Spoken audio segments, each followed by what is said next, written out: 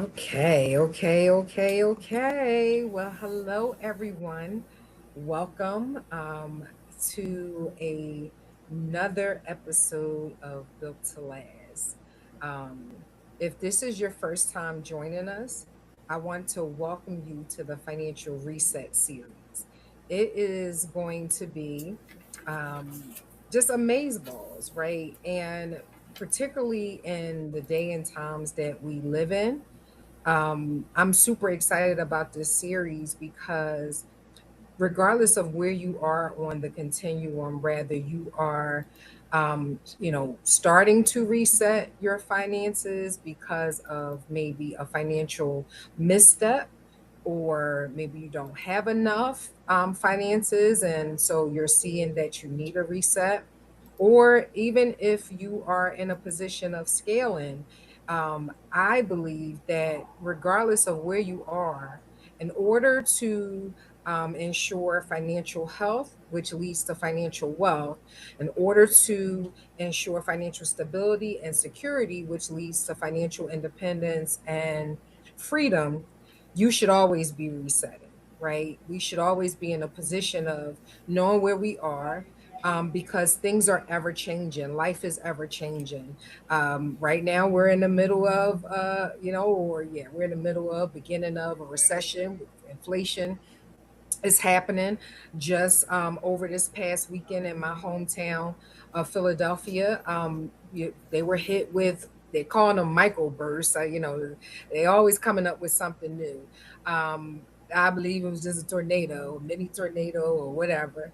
And some people were hit really hard. And here is the reality: just because it was an act of nature, some insurances don't even cover some of the damage that folks incurred, right? And so I say that to say, life is always happening.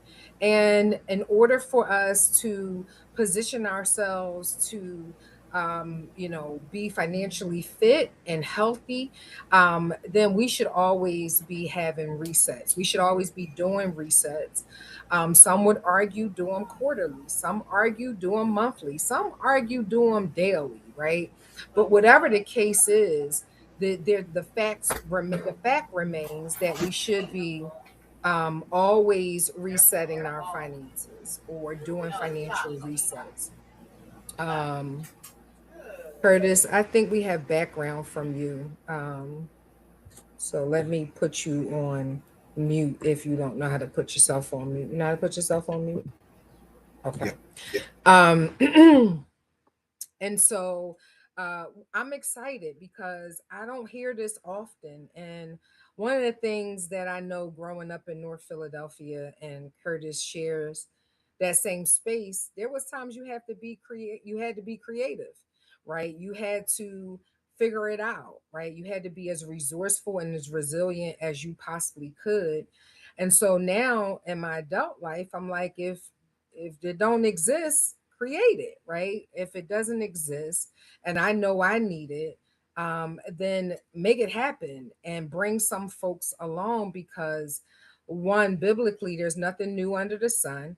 And two, we're all experiencing the same thing. So my good friend here, which I will introduce properly soon, we are aligned in where we stand on just financial intelligence and financial discipline and financial stability and security.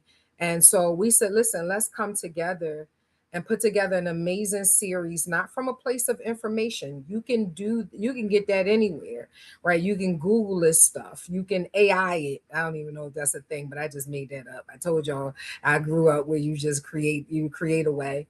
Um, but the point is, you can find information anywhere in this information age.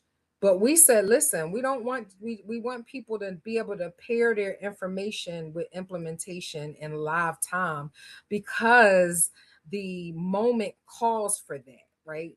And it's never not a good moment to do this, but even more now, given the state of our economic affairs, our political climate, and just life in general, right? So What I want you to do, because over here at Built to Last, we don't believe that people should build alone. I want you to take a moment before we dive in, and invite someone, share this live out, right?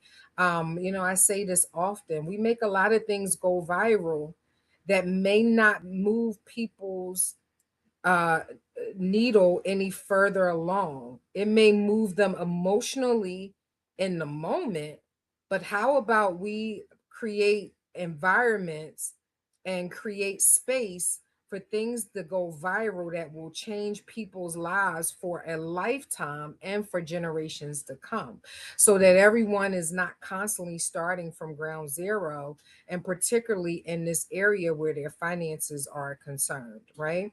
And so I want you to take a moment and share this out. Share, the link is in the chat to this YouTube channel. um, we're built to last solutions.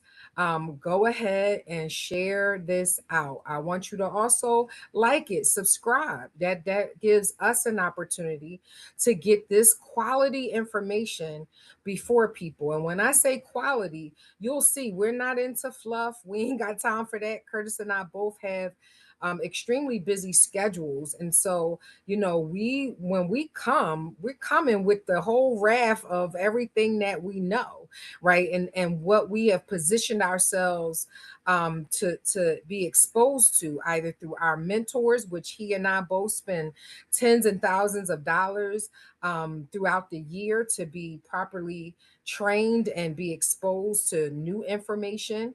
We educate ourselves. We experience things on a level by which we try to bring it to you. And so this is premium and quality information, and not just information. If you're really tapped in, that you would want to pass up, you want to take advantage of it, and you want to implement it. And so I'm going to give you a moment. Go ahead and share this YouTube channel out, and bring other folks in. They say you are the sum of the six friends that you spend the most time with, right? And so, that's not necessarily a criticism, or it is, but it might be some constructive criticism. And so, if you want more, you have to position yourself to be around more. And I believe that if you stay tapped in over the next 20 to 30 minutes, um, your life can increase exponentially, right? And so, again, welcome, welcome, welcome, welcome. And if this is your first time joining us, again, welcome to the Financial Reset Series.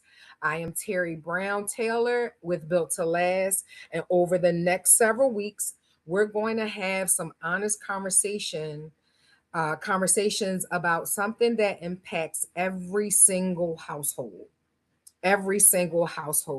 And yes, you guessed it, money, right? Now, some people say money is um, a low vibration word, and so they don't like to use it. But it rather is money, cash, wealth, them dollar bills, y'all, whatever you want to say.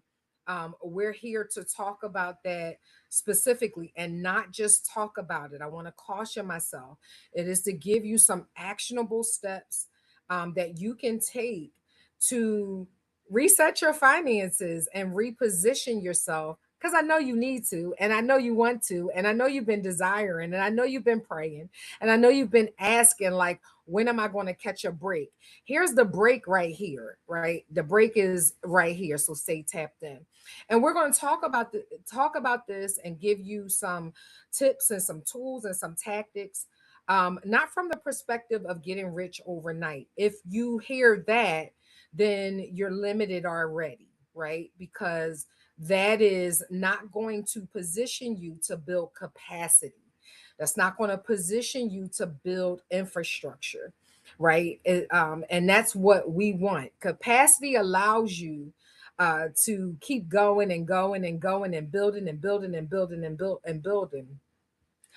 The overnight thingy causes you to maybe get temporary relief, well, one is no such thing as that, but then two, it tickles your fancy more than anything else, and we're not here to do that tonight. And so this is not from hype, it's not from gimmicks, but it's from stewardship, strategy, and sustainability. Today we're beginning with a question almost everyone has asked: where did my money go? Where is my money going? What happened? Right? Get paid on a Monday, is gone by Monday night, right?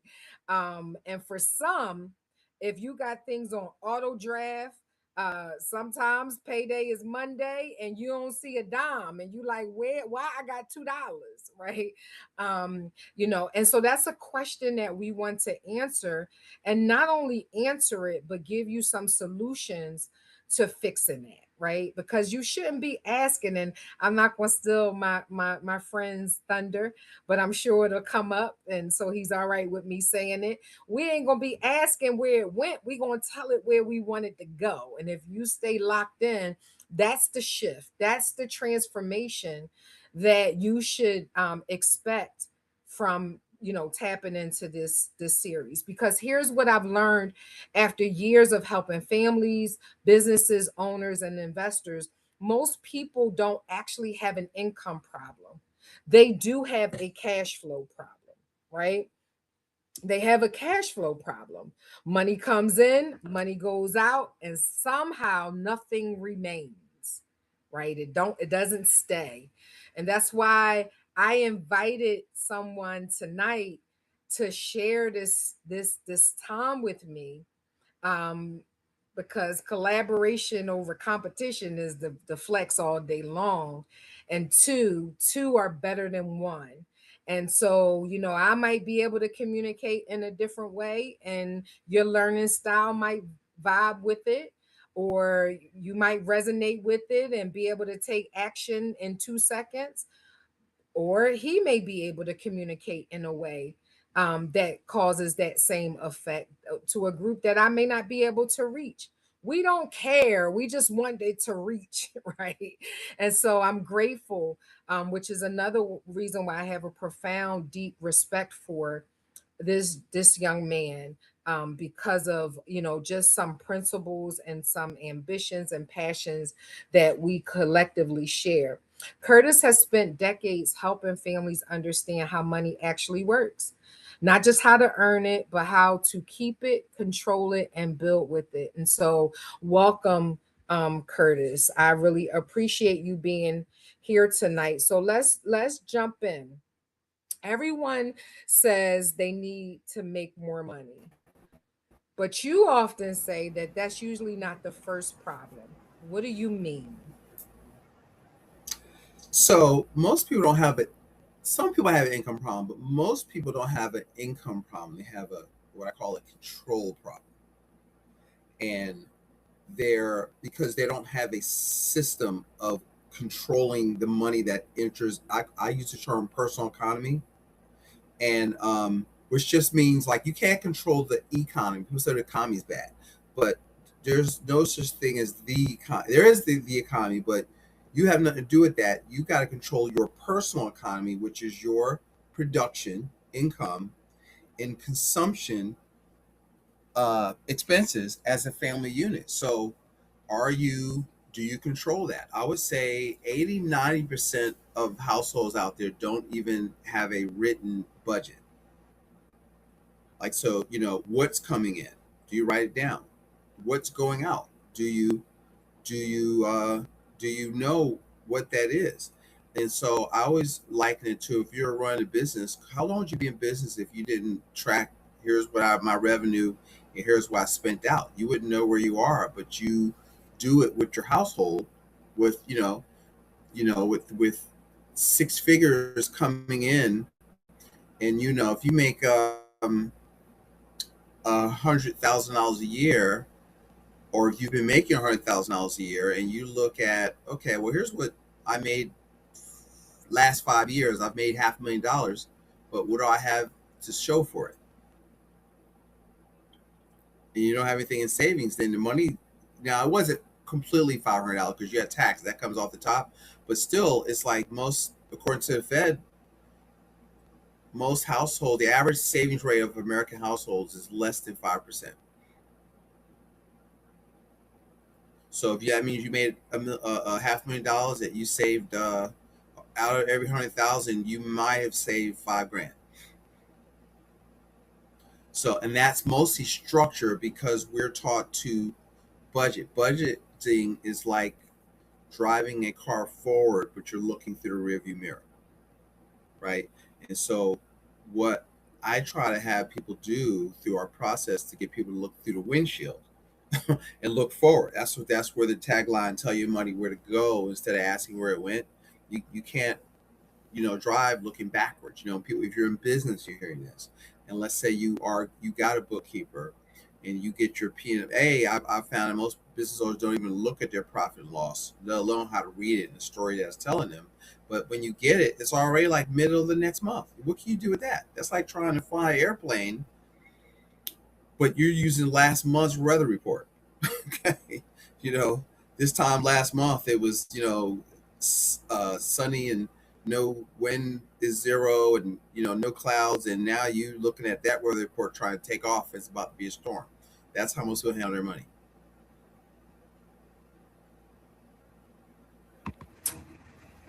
So, interesting enough, I think people understand, they may not be able to put words to it like you just did, but they understand there's turbulence in their financial picture, right? And so we marketed this as there's an answer, but then there are some solutions, right? And so we're going to kind of get to those solutions in a minute, and we're going to talk about them throughout the broadcast today. So I want you to, jot that down so we can circle back to it. But and I think some things are caught and some things are taught. So we're going to keep on going. And listen, just locate yourself, not from a place of condemnation. That we ain't on that type time, right? That's what we say in the hood. We ain't on that type time. But we want you to locate yourself so that you can experience a shift. Ain't nobody got time to keep struggling from week to week, check to check, deal to deal, contract to contract, um, you know, election cycle to election cycle, and just all of those things. Ain't nobody got time Emergencies. for that. I Ain't just saw nobody that. got time Ain't for nobody for that. that. From I got emergency to I got emergency. bronchitis. Ain't nobody got time for that. She did say, All she right. said, well, you guys say it like she said, ain't nobody got time for that. Um, but okay, so Curtis, you've taught that there's a difference between spending money Yep. and leaking money. Can you explain the difference? And what we're doing here is, because again, sometimes if you're in the survival of life, you may not be able to articulate what's happening, but you know what's happening. And we believe that the first thing is to raise your awareness around it. The more people, they don't get change because they don't confront the challenge, right? They don't confront the problem, right? So, what we're doing here is to give you some language and give you some understanding so that when you do get to actually confronting it, and confronting meaning addressing it and changing it, you know how to be targeted with it. I see people all the time, they're like, well, maybe I'll just make more money. Sometimes that's not the answer. If you already have leaks, you got to plug the holes and understand why the holes exist so that you don't have a reoccurrence of more holes, and then the cycle just repeats itself. So we're taking time to to get into this a little bit, so that in case you need some be able to articulate and understand it, you'll be able to do that. So Curtis, I'm going to ask the question again. You've taught that there's a difference between spending money and leaking money. Can you explain that difference? Because I think that many families are leaking money without realizing it. Yes. So there's three types of money. There's what I call accumulated money, money you save, 401ks, investment plans, that kind of stuff. There's lifestyle money, so that's the spending, right? What does it take to drive what you want to drive, to live where you want to live, have your kids go to school, your health care, food, groceries, what have you. That's lifestyle. And then there's transfers. So when I look at people's situation, I always tell people, look, I'm not in the lifestyle reduction business, right? So Curtis is not the one that's telling you can't go to Starbucks or none of that kind of stuff. You can't scrimp your way to financial freedom. Like, so, you know, focus, and that's a scarcity mindset. So you can't win focusing on, scrimping and scraping. You need to expand your means. How do you do that, right? So, which is a different talk. But transfers are monies that you're losing unknowingly and unnecessarily, right? So if you can become aware of them, so what you got to do is, and I'll go over what the transfers are, but first you got to identify them, and then you want to try to reduce them or eliminate them altogether. So a transfer means money's going from your checking account to somebody else's, okay? And most entities we're interacting are people that, or like the big, like I call it, financial industrial complex. They create the situations, control the outcomes so that they profit. So everything we do has transfers built into it. So for example, here are the top ones. Number one, people don't have a system to control their cash flow. Like, I would, like, if you want an actionable thing, write on a sheet of paper in and out. Okay. If you want to be fancier, in flows, what's your net pay? No, well, And wait, well, wait, wait. okay, Listen, go. No, listen. He said it. Don't miss that. Go and grab a notebook. There's a study show that you retain more when you write it down versus when you try to just compartmentalize it and store a mental note. It Because there's yeah, so you're many not gonna do it. competing thoughts, right? So listen, he's getting ready to give you some actionable steps or some solutions or some answers or some relief, right? Go ahead and grab your pen and your notebook so that you can write this stuff down. Sorry, Curtis, I just wanted to give No, them that. so I'll tell you, I have a client that found me because I was guest on some show and I just said this. And so she did it. And then a month later, she said she had more money saved than she had ever saved before. So I said, look, I got this on a free call. Let me call him. and and that's what we helped her figure out where her money was going. So here's the thing. So one of the things I have people do, let me give you an actionable thing. We teach people to create what we call a wealth coordination account. Okay. So, and what I want people to do, I want to nail it down, is my goal is for you to save at least 15% of every check you get. Okay. Now, I don't care how much, but that's a good starting point. So that means if you make 100 grand, that's 574 a pay. So what I said was, so if you go to HR and set up so that they send that amount of money. I don't care what it is. If you can't do that, $200 a pay. I don't really care the amount.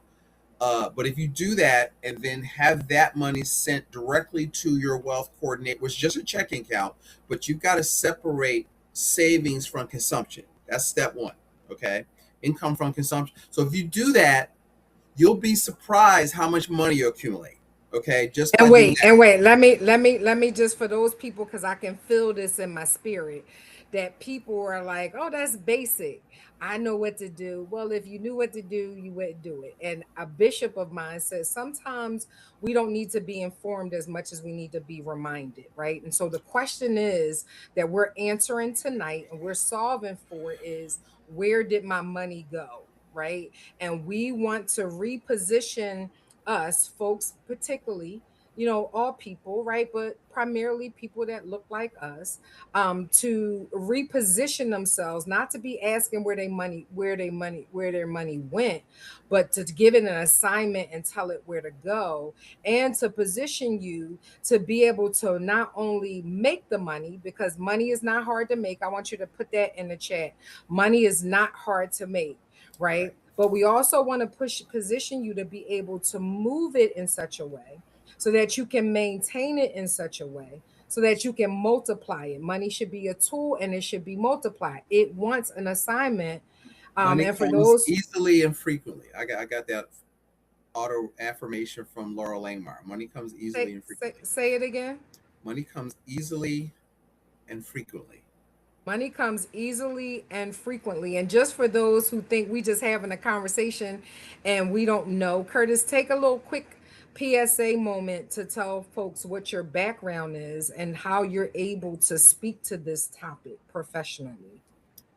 Well, my background is I am the founder of Practical Wealth Solutions. I've been in the financial industry for since 1985. You do the math, and This guy.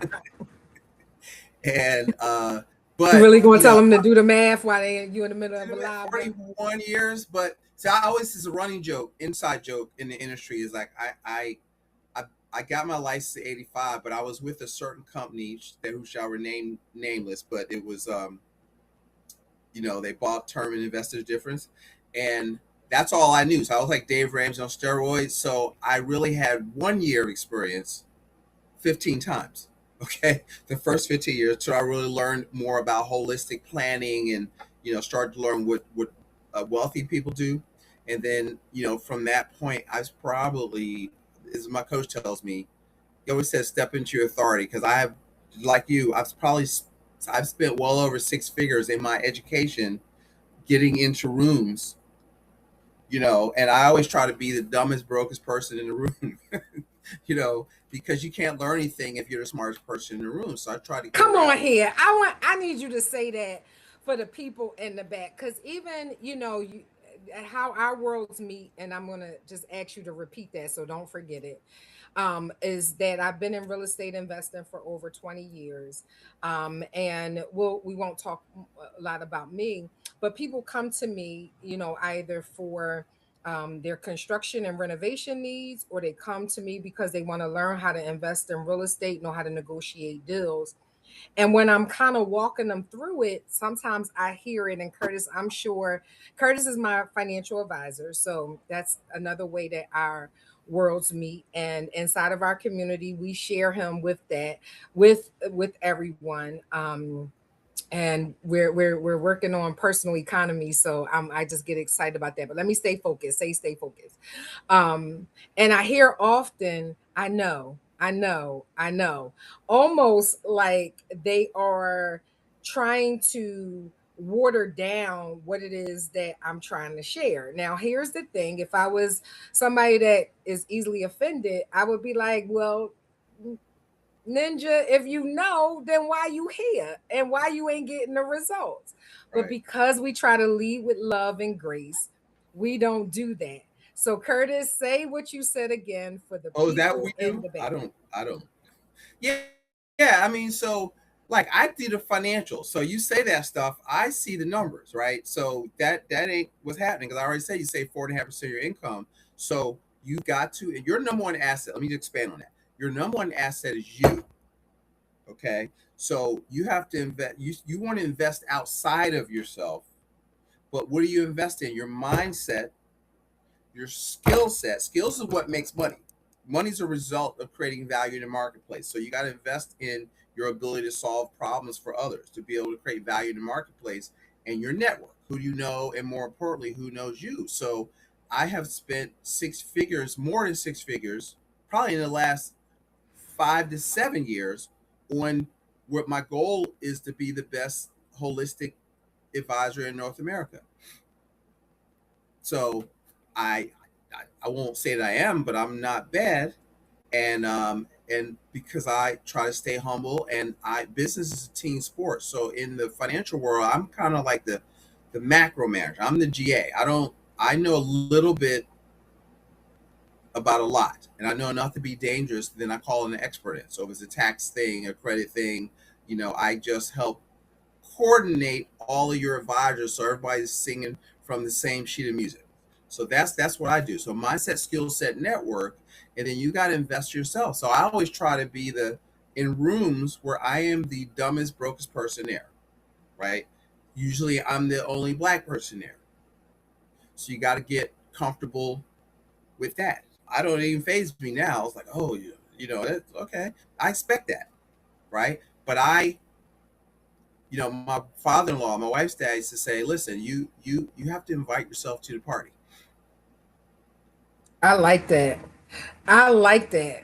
Like don't sometimes you don't wait for an invitation. And sometimes you gotta walk up in the room like they should have they wish they would have invited you, right?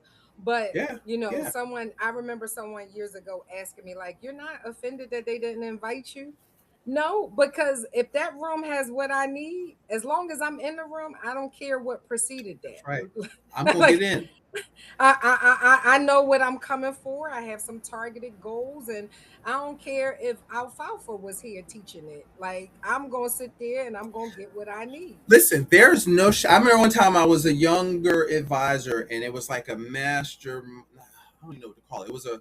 You had to be at a certain level to be in the room, and I wanted to be there. So the it was a national sales director. He said, "Well, I handed out the papers. Like I was just in the room handing out the handouts, like just helping, but I'm in the room, right? So I'm noting all this stuff. I'm asking questions after the fact. I mean, I'm gonna get myself where I need to be.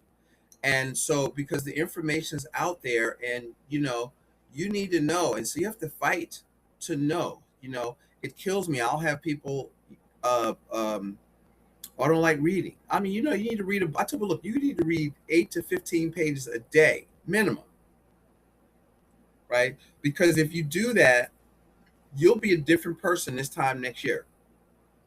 Because you gotta you gotta get around people. You gotta watch what you watch or who you hang around. So all that goes back to money. See, because to know, you say, well, I heard this before. It's basic.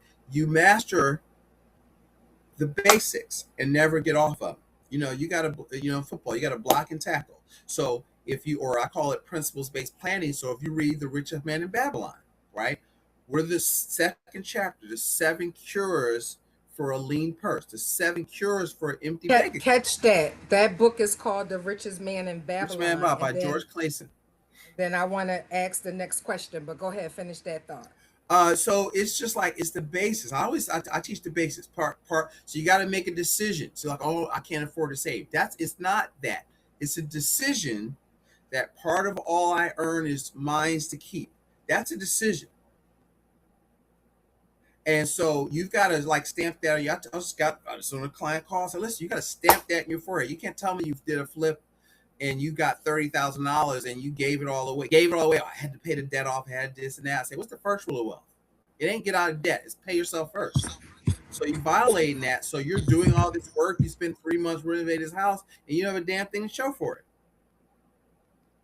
because everybody's yelling at you, and you've fallen for the fallacy that everybody else's balance sheet is more important than yours. And you gotta, because again, we've been indoctrinated to give our money away. That's what I call a wealth transfer. So let me finish the thought. So the transfers are, and then we can go back into them. I just want to lay them out there. How you manage cash flow, how you pay your mortgage or mortgages. Like, so 15-year loans, sending extra payments. That's all a complete waste of money. Okay. And I hope you get mad at me. Okay. And 'cause I got people that sell programs with that, and I think it's highly inefficient. Once you understand how money works, it's risky, literally. Okay.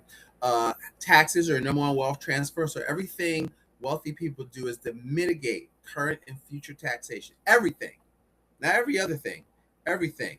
And but you got to understand the game. It's hard to win game. You don't know the rules. Three, how you fund your retirement plans. We put too much money in little silos that we can't touch. So if you have all your money going into a retirement plan, then you don't have access to money. So if you want a car, you got to get a car loan. So now 35 cents for every dollar is leaving your house in the form of debt. But see, Oh, that's a listen, result. listen, listen. I don't want no, I don't want folks to miss that. And then I want you to finish that up. But did you hear what he's saying? So, it's like, where did my money go? Even though it looks like you're saving, right? And you should have a category for that, right? But what he said is you end up not having proper access to it when you need it. So then you go take out a loan, or you're using credit cards, right? So you've heard the term credit card rich, cash poor, right? Because there is no multiplication of money, it usually just stops there. So, in order to get proper cash flow, and a lot of this, again, you might be like, my stuff is already out of control. Well, this is how you rein it in, right? You still have opportunity to rein it in and make a new decision. May not be with what is past, but maybe what is coming now, right? You can course correct, and it may mean you then go back and correct what was done, right? For starting from today. So you may I thought it, right? So I know if I thought it again, there's nothing new under the sun. There's no respect of person. We all usually sometimes have the same type of thoughts or thinking. There's been times where I'm like, I'm dead in the water. How am I going to start from here? Meanwhile, I'm taking on more cash, right? Or more water. What am I going to do with that? I may not be able to undo the treading of the what got me into the water, right? Or and so that may mean I need to start, net new, or I might just be able to go back and undo that. So I just, for that person who's sitting out there like, this seems more for somebody who is at, starting starting have a clean start. Well, you can create a clean start. That's the difference of mindset, right? That, and we'll talk about some mindset shifts here in a moment. But Curtis, was there another bucket that you wanted to give them? So here's the five. I'll just finish this thought, then we can move on. So it's cash flow, mortgages, taxes, how you fund your retirement plans. We just did a podcast on the $1 million people are losing by how they decide to pay for educational expenses for their kids. Okay, and um, major capital purchases, cars, credit cards. So I define as anything that you can't pay for in full within your cash flow, within your lifestyle money, and you got to put it on a card. That's a major capital purchase, and that creates transfers because that's money leaving your checking account going to Visa, to Mastercard, and then they don't really teach in personal finance opportunity costs. So you have to take that money and then add a rate to it, and then you'll find that when I go over people's stuff, I show them how you will literally, if you're just a average family, you will transfer away $1 million to $3 million in your working lifetime, unknowingly and unnecessarily. So, like, I don't know if I could put $1 million or $500,000 in your back into your checking account, would that be helpful? Okay, so you got to know it exists, you got to identify them, and then you can take steps to recapture. And so here's the point I do as a financial strategist: there is Okay. more opportunity to do that than chasing more money, than trying to pick winning investments. As you talked about the bucket, it's hard to fill the bucket up if you got holes in the bottom. So people say, what do you do? Curtis is the hole plugger guy. That's where I start. You can't outrun inefficiency. Okay. If someone feels like they work hard, their paycheck disappears, and they're frustrated, where should they begin looking first? Just uh, under a minute. Where should they begin looking first? So I would look at what's coming in, what's going out. Then I would look. So if I look at my outflows, then I separate them into three things: my fixed bills, my variable bills, and discretionary. So, for example, subscriptions. How many subscriptions do you have? What are those things called? With streaming services that you haven't watched. I have a guy Oh, I and follow. let me tell you, they the devil. Because what happens is this: how they get you, right? And they're banking. Like, I've heard somebody in the industry tell me that this is what they bank on, right? They give you a trial of some sort, right? And they're banking on you so in survival mode.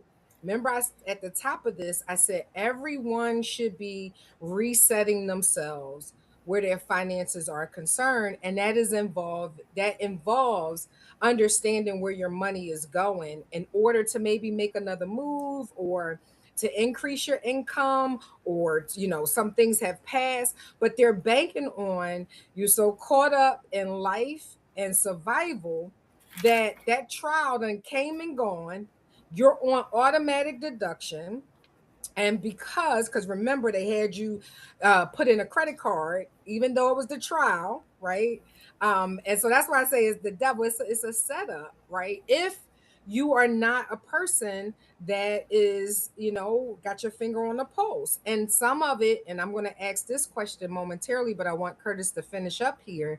If you wasn't taught to have a relationship with money, then you won't. You have a relationship with paying bills sometimes.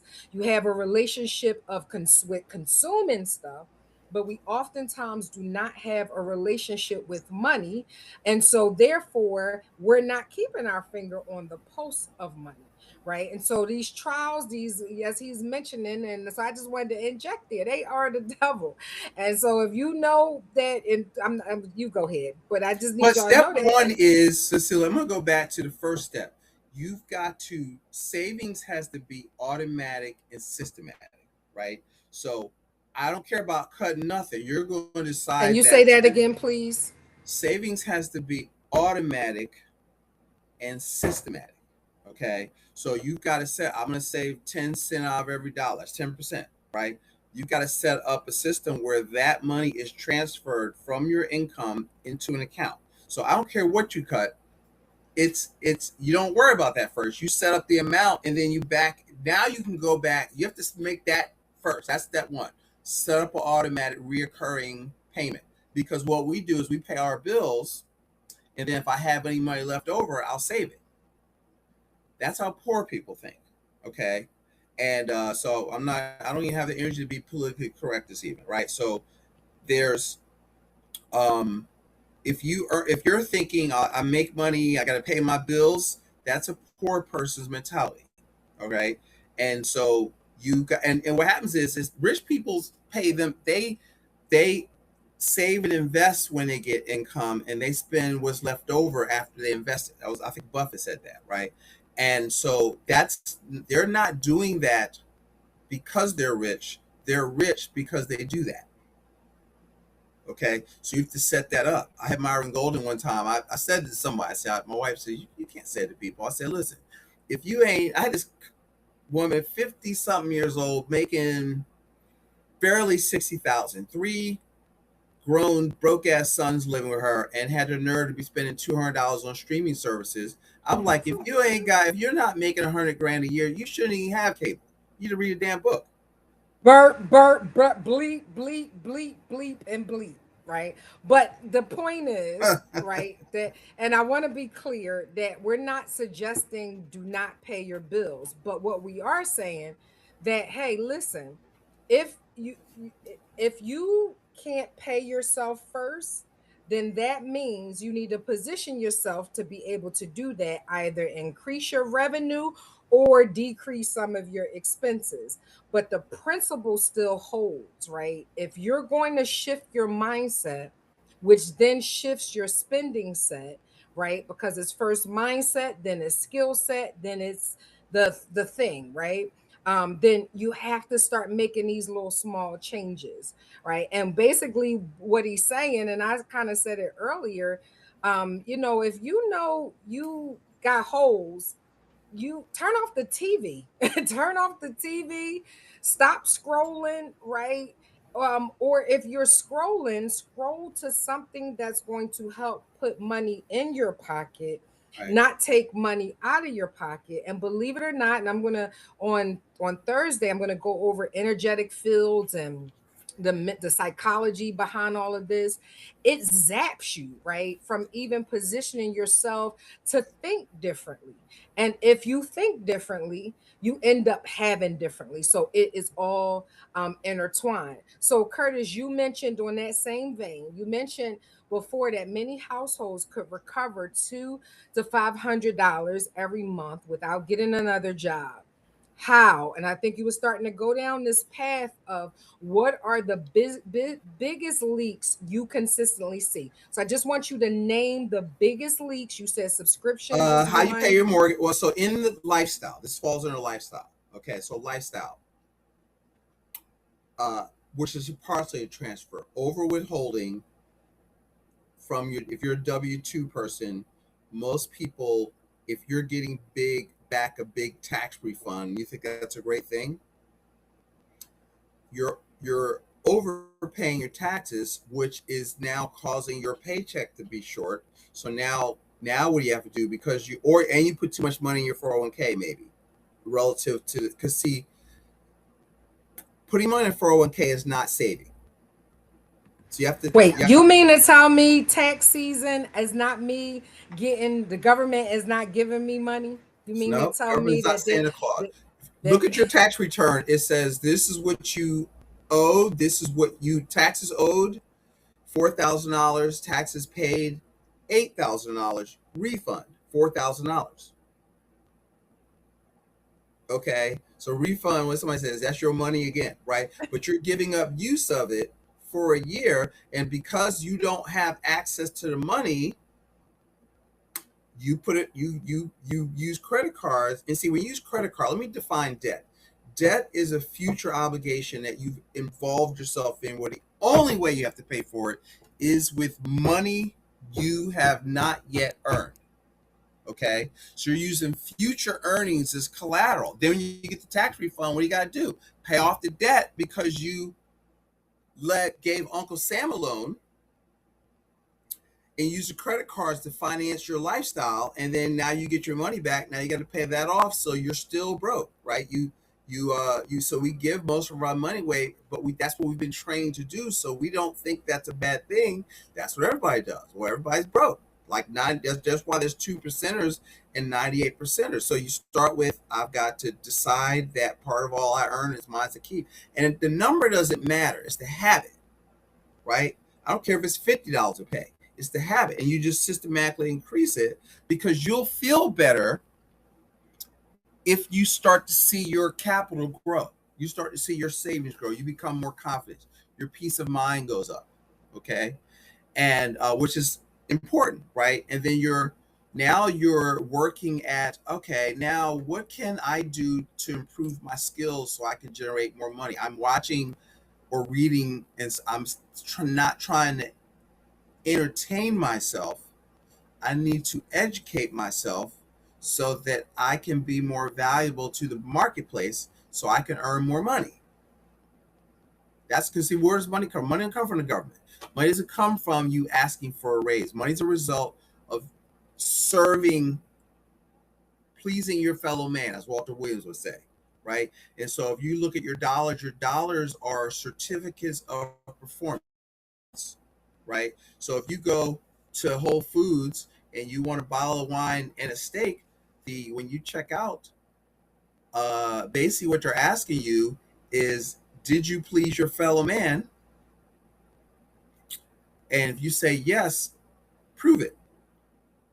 That means you have money on your your Apple Pay account. You have money in your account, or your credit, your bank account, because the money is a result of creating value in the marketplace. So if you don't have enough money, you don't make enough money. This is separate from that. But you gotta see, because your first, the CEO of your household, your first goal is production. You have to be a producer, right? We've been trained to be consumers. We get money, and money. My kids are like that. My daughter's like, oh, I want to go to Suburban Square, and I saw this great top at Brandy Melville, right? She's at that age, right? So it's like, it's only $30. It's on sale. It's not. You don't have a job, right? You don't have a business. Like, you think money comes because you curse the Cash App, right? I had her butt in the office today. So listen, let me show you what we do here, why you can do this crap, why we can take you places. And so we have to, we're disconnected with the where resources come from. But if you just look at, all right, pay yourself first and then work backwards, you'll find that, oh, I didn't use this. I'm not using this. Why am I doing that? You adjust your withholding, You stop sending extra money to your mortgage. You get with a good tax strategist to, or in fact, just Google fill out my W-4 and go to the IRS withholding calculator and learn how to adjust it so that, I had a guy I was looking at, he was like, why is this guy so broke? He was making $8,000, $9,000 a month. And I'm like, why are you so broke? Because I looked at his net pay and I said, well, how many, did you get a tax refund? He goes, yeah. I said, how much? $10,000. I almost fell out. I said, well, I was like, wait. All right, so how about what if you could adjust this? I said, I'm not going to steal all your joy, but what if you only got back 2,000? So that's $8,000 a year that you could get back in his check. That because he had credit card debt, he was behind on stuff, he's getting bounced checks because you were impacting your cash flow because you had all your money all tied up and you weren't getting your money. So part of it's there, right? But you still have to set up an auto save thing and then work backwards and find the money. And so that's kind of what I take people through is that. and That's the first and step that in the that process. that is really good. And just again, something he said about, don't pay extra into your mortgage, and just hear the logic behind that, right? If you're adding $200 to principal, right? But your mortgage is about $500,000, right? How about you take that money, put it in some kind of investment vehicle that could potentially yield you $500,000 in one pop, right? If that's what you decide to do. But it's going to take you so long to do that when that money can be working for you in the interim, right? And so, just wanted to, if you heard that and like, well, that's not being, good stewarder. I mean, what he also said that you can't miss is that this is systematic and this is structured, right? This is how people create runways. This is how they ensure the next generation isn't starting from ground zero. This is how they're able to do what they want to do, have a high quality of life, and not have buyer's remorse while they're trying to live at the same time. So Right. hear it through that lens and that lens only.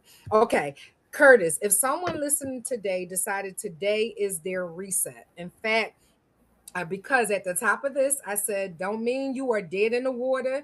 Doesn't mean that, all is lost. It doesn't mean you might be balling a little bit. You still need a reset, right? You should be resetting. And I gave the reasons why is because things are ever changing by the second, right?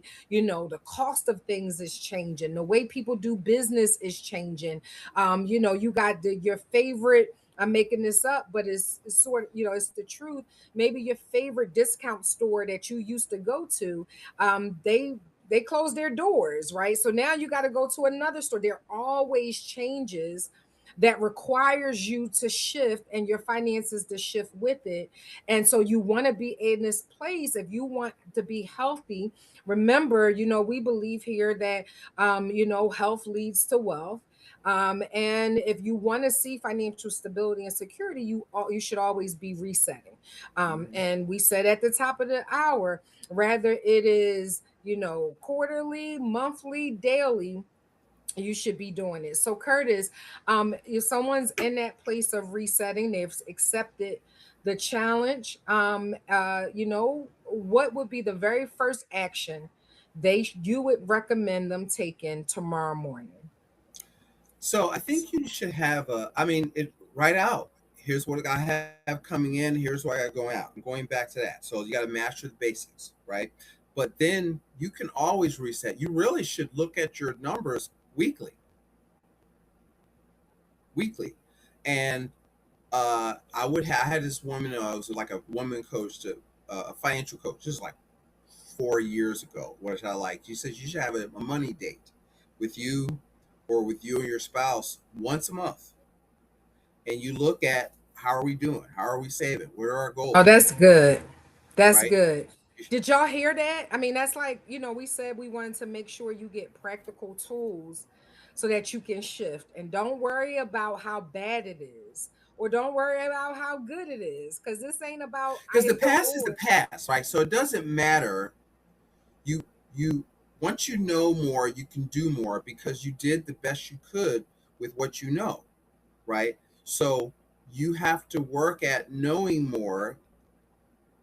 Jim Rohn would say most people don't have a money problem; they have a philosophy problem, right? Because if you think I got to work, I got to pay my bills, that's a philosophy, right? Part of all I earn is mine to keep. That's a philosophy, right? So if Would you you say change, that living, would you say living 100% off of earned income, which I see is one of the biggest mistakes that people make? Would you say that that's a philosophy too, um, or that's a habit? yes, it's more of a. So here's how I view that. I say, look, wages make you a living, profits make you a fortune. Okay, so you got to earn a living. That's earned income. That's your W-2 income. Because most people really aren't ready to earn be in business for themselves, right? So you got to practice entrepreneurship. So when I say work, profits are better than wages, but I think you should work on your wages part time. I think you should work on your wages at night, on your lunch break, before you go to work, and on the weekends, right? And so to work on whatever that, because I just view the wages as this or earned income as a financing your apprenticeship until you can get your thing going, you know. So I view the job as a temporary inconvenience to get to, to give me the money I needed till I got good at this. I was part time in financial services for 4 or 5 years because I was 21 and I was not good. I was gonna say sucked, but I wasn't good, and I was 21, broke and single. All my friends were 21, broke and single, so I didn't really have anybody to talk to. So I had to grow into the market and grow into my confidence. As people still looking at me like, well, "What can you tell me about money, boy? I got socks older than you, right?" So so I had, so I overcompensated with that, making sure I knew what I was talking about. But you have to it really goes, but you could start over every month. You should start. I wasn't happy with the way my summer was going. I was like, I don't like how I'm managing cash flow to practical wealth. And I went into ChatGPT. I took my financials. I said, let's look at this. Let's look at that. I want a 90. So I think you should think in terms of 90 days, right? You can Okay, change so the your life first in thing 90 that days. they should do is to know their numbers, right? Know their That's the numbers. first thing. Now we got something, other things that you could do, but we want to help you take it in manageable chunks, right? And if you're like, listen, I don't want to do all of that, we do, we'll give you some options that you can do. But if you are the type that you need to take it in manageable chunks, the very first step to do tomorrow is to break it up in manageable chunks. And let's be clear, he mentioned, what, while you working to do your thing, everybody may not start a business from scratch, but you can get money to invest in an already established business. That's why we tell people to structure their businesses properly so that you can get a valuation. And if you want to sell it, you can sell it. People buy systems, they buy already built in things. And then there's other ways as well that you can multiply your money. And so, as we come in for landing tonight, I want you, some things you need more than one pass, right? So, one, you should have already shared this live out, and you should save it so that you can go back and listen to it. Right now, if you're going to be really serious about understanding where your money went and not having that same story over and over again, then you need to take a moment, identify what is the space that you're using right now that you might can replace this hour with, to really, as he mentioned, to master the principles, right? This is if you're tired of asking, where's my money, or why I don't have enough, or I would do this if I had this, or these bills seem like they just ain't never decreasing, right? Or maybe you find yourself, in deferment with loans, or either student loans or loans with other people. We believe that, you want to take care of that. You don't run from that stuff, but you want to position yourself so that, as Curtis mentioned, And this is where we align. This is a holistic approach to this because it does affect you, right? Your stress level goes up, you're snippy, you're angry, and if you ever wondering like, yo, what is happening, why my vibe is off, I'm gonna say follow the money, right? Or the lack thereof. And that is a key component and indicator of what's going on, that shows up externally. And so let's we get ready to come in for landing. And what I do want you to do, Curtis has an assessment, a free assessment that you can take.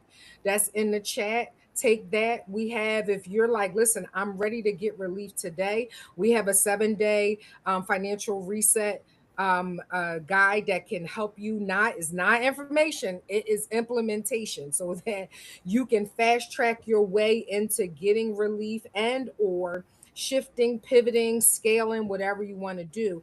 And so those resources are in the chat for you. But we're getting ready to go through something else that is also going to aid you in shifting and transforming your finances. So under 60 seconds, you got to answer 30 questions, Curtis. Oh, okay. 30 questions. Now you ain't do so good. We was at 10 and we were already at 120 seconds the last time, right? I might be exaggerating, but Curtis, the first thing comes to your mind, okay?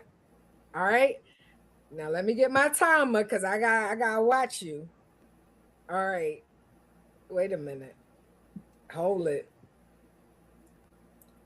I gotta put my timer on here because you be cutting up and you can't ask for no additional time like last time. All right, ready, set, and go. Biggest money mistake. Not managing cash flow. Biggest cash flow myth. I um I can't afford to save. Budget or cash flow. Cash flow. Emergency fund or debt payoff first. Emergency fund. Best financial habit. Paying yourself first. Worst financial habit. Uh Paying off debt as your primary objective. Debt or credit.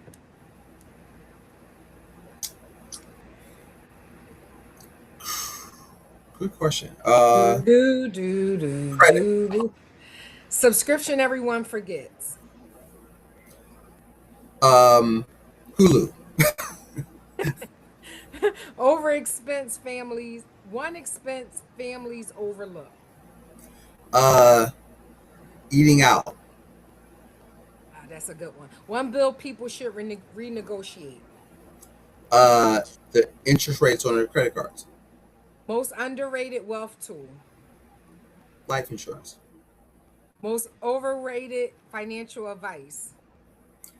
Max out your 401k. Oh, that's good. One money app you like. Currents. One habit that instantly improves cash flow.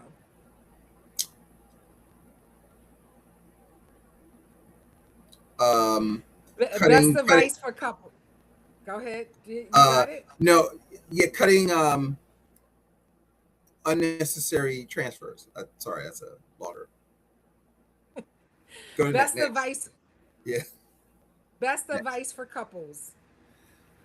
Have a money date.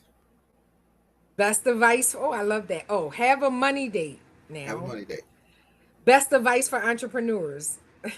You can have a money date too. Yeah, absolutely. What's one thing everyone should Get a stop buying? bookkeeper. Stop buying.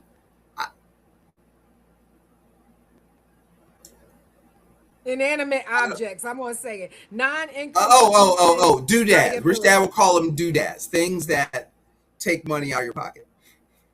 What's worth paying more? Liabilities. What's worth paying more for? Uh, if good, good education, good counsel. What's the fastest leak to fix? Taxes.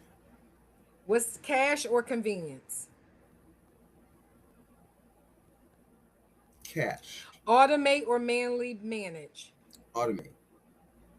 Should kids learn spending accounts?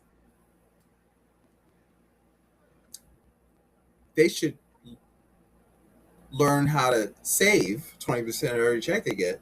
So no, Biggest they already know how to mindset spend. shift. Biggest money what? Biggest biggest mindset shift. Uh, Part of all I earn is mine to keep. Best money, best book on money. Ooh, that is a loaded question. Richest One man ever. financial word everyone should understand. Cash flow. Rich people habit everyone can copy. Pay yourself first. If you had to start over financially tomorrow,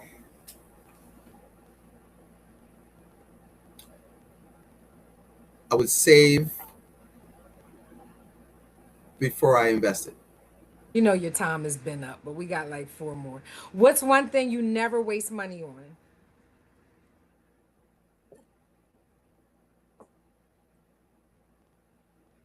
I can't. I'm going blank. I waste a What's lot of one money. in What? Not Curtis. What's Well, I one got in kids, so what's one investment my everyone should children. make in themselves? Uh, Reading, good personal development, investing in personal development. Finish this sentence. Financial freedom begins when My passive income is equal to or greater than my bills. I want you to say that again, since that's the last one. Finish this sentence. Financial freedom begins when. My passive or my asset based income is equal to or greater than my expenses. Awesome. Curtis, thank you. And here's what I hope everyone walks away with today. Many people believe they need more income. Sometimes, right? But sometimes you simply need better stewardship. You don't always have to earn more before you improve your financial life. Sometimes you just simply need to stop the leaks. And here's the encouraging part. If you can recover just 200, 300, $500 every month, that's money that can now build an emergency fund or multiply or put in investment to multiply your money, maybe pay down the debt or begin creating a legacy you've always wanted. As I mentioned, Curtis has created a free assessment that will help you identify where financial leaks may be, and I encourage every single one of you to take it, right? And then come over and join me for the 7-day financial reset. That's in the link as well, where we'll show you exactly how to plug those leaks and create a plan that works for you and your household. Now, next week, I want you to say next week. Type next week in the chat, right? I want you to type next week in the chat. We're taking this conversation one step further.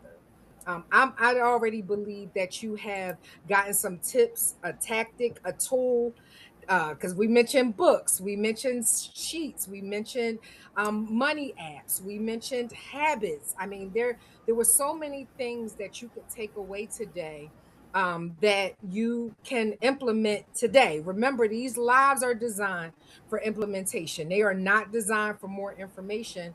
They're designed for implementation, right? And so we're going to take the conversation one step further next week. That once you found the leak, we the next step is where should that money go, right? We'll be talking about the account that most people don't even know they need and why it could completely change the way you think about cash flow. And so listen again. Sometimes you it's not about being informed, it's about being reminded. And so, if you're serious about shifting your own narrative, right, shifting the trajectory of your finances, not just for today, but for tomorrow and for generations to come, go back and listen to this live, and let it sink in. Start mastering it, right? They say that our attention span is about 2 seconds, right? Given all of what comes into our eye gate these days and our heart gate. But listen, you get a chance to take control over your cash flow. And that is what Curtis mentioned earlier today. And so until next time, I want you to remember at Built to Last, we're intentional about building people, places, properties, and profit margins because we're not just trying to make more money. We're building lives, we're building families, we're building legacies that are truly built to last. Now, Curtis, I want you to take the to have the last word. I want to say God bless you all and we'll see you next week. But Curtis, let take us home, please. I want to say the same thing. Just decide to win. Take control of your finances. The first step is awareness. And if you know what's going on, you know what to do. So figure out what's going on. Financial literacy is accounting, what's coming in, what's going out. It's not investing, right? And so that's where you start. That's the keys to the kingdom right there is cash flow control.